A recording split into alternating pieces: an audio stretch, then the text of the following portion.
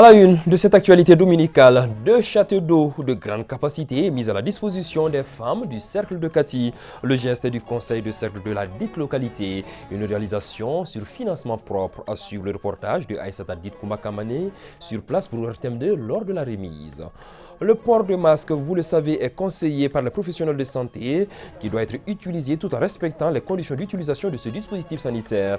Un masque doit être utilisé pendant une période bien déterminée. Par conséquent, son port régulier peut entraîner des conséquences.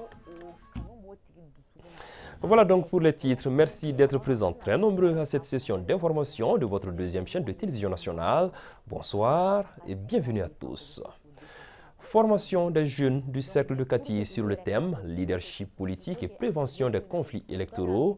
Le but est de mieux informer et sensibiliser les acteurs, notamment la jeunesse, sur le processus de transition en cours, en l'occurrence la question liée aux élections. L'activité est une initiative du RENAGEM, Réseau national des associations et des organisations de jeunesse du Mali. Reportage d'Ala Traoré. Renforcer les capacités des jeunes sur la prévention des conflits électoraux, telle est la motivation de cette session de formation au bénéfice de 25 jeunes leaders politiques et de la société civile de Kati. Les initiateurs prennent ainsi de l'avance sur l'avenir en prélude à la tenue des scrutins, affranchis de toute crise post-électorale. L'initiative est du RENAGEM, Réseau national des associations et des organisations de jeunesse du Mali. Aujourd'hui, nous sommes à Kati afin que les jeunes de Kati et les jeunes du RENAGEM puissent suivre aussi cette formation dans le module leadership politique dans la gestion des conflits électoraux. Et qui connaît l'importance de cette thématique en cette période d'éveil des élections au Mali, il est important que nous puissions former ces jeunes-là sur tout ce qui est prévention des conflits, mais aussi gestion des conflits électoraux. La formation que nous allons recevoir, et on va tout faire également pour faire la restitution à nos bases également, parce que c'est ça aujourd'hui l'importance de cette formation. Il ne faut pas que ceux qui arrivent, qui ont la chance de participer à une telle formation, que ces informations restent uniquement à leur niveau. Il faut que nous aussi, nous soyons des relais. Un thème d'actualité, souligne le deuxième adjoint au préfet de Kati, demandant aux participants de suivre avec intérêt cette formation. Parce que notre pays est engagé dans l'organisation des élections avec les réformes en vue. On a commencé par la tenue du référendum et dans les mois à venir, on va continuer avec les autres soutiens. Donc il est important qu'ils connaissent l'importance des jeunes dans la gestion et dans la prévention des conflits électoraux, surtout que notre fichier électoral est à majorité jeune. Donc dès maintenant, si le RENAGEM a pensé à former ces jeunes-là sur la prévention des conflits, que c'est vraiment salutaire. Cette session est la suite logique d'une série de formations dont les premières étapes se sont déroulées à Tombouctou et dans le district de Bamako. Cette dynamique de renforcement des capacités sera élargie à d'autres localités du pays pour une couverture plus large.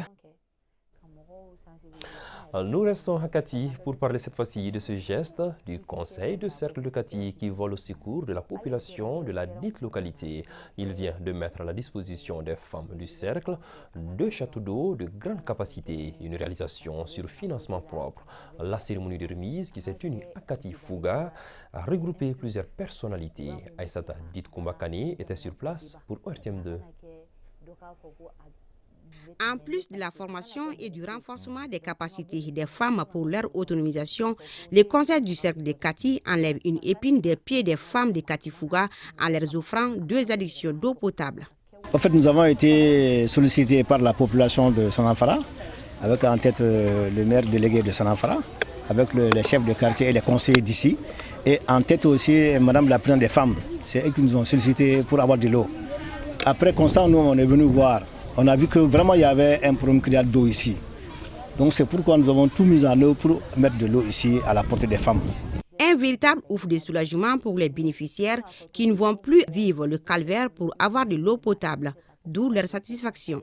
Dans ce quartier-là, nous avons eu tous les problèmes du monde. Il n'y a pas d'eau. Nous courons vers les fontaines environnantes pour avoir de l'eau dans des bidons. Une joie immense. Au nom des femmes, je ne fais que remercier seulement le conseil de cercle à travers son président. C'est la joie, la satisfaction totale, parce que ça fait belle lurette que nous sommes en train de convoiter cette œuvre qui a été donnée à travers le président du conseil de cercle de Kati. Désormais, les femmes de Kati-Fouga n'auront plus besoin de passer des nuits blanches à la quête de l'eau potable. Lancement officiel des activités du syndicat autonome des conducteurs de taxi du Mali. C'était ce samedi à Tomikoroboku, en commune 3 du district de Bamako. L'événement a regroupé plusieurs conducteurs de taxi en présence du conseiller du chef de quartier et des autorités communales. Oumar Inza Traoré revient sur quelques temps forts de la cérémonie. Cette cérémonie marque le lancement officiel des activités du syndicat autonome des conducteurs de taxi SACT Mali. Selon les organisateurs, l'esprit de ce syndicat est de porter dorénavant la voix des travailleurs de ce secteur. C'est donc une manière d'établir un climat de solidarité et d'entraide entre conducteurs de taxi. Nous avons créé ce syndicat pour mieux aller en avant avec les chauffeurs de taxi. Nous sommes des syndicats libres. Le combat de notre syndicat, ce serait un combat pour la liberté des chauffeurs, le bon fonctionnement des taxis dans le district de Bamako. Ainsi, la naissance de ce syndicat va certainement amorcer une étape clé dans les conditions de vie et de travail des conducteurs de taxi. L'occasion était propice pour les représentants du chef de quartier et le maire de Tomikorobougou de saluer et prodiguer quelques conseils à l'endroit de cette corporation. Cette initiative est salutaire. Le message que j'ai lancé, c'est que quand on est conducteur, il faut être prudent, la prudence surtout. Cette prudence, ça veut tout dire. Un conducteur doit éviter l'alcool. Et le syndicat déjà a pour objectif de lutter pour la sauvegarde des intérêts de ses membres. C'est un acte hautement important.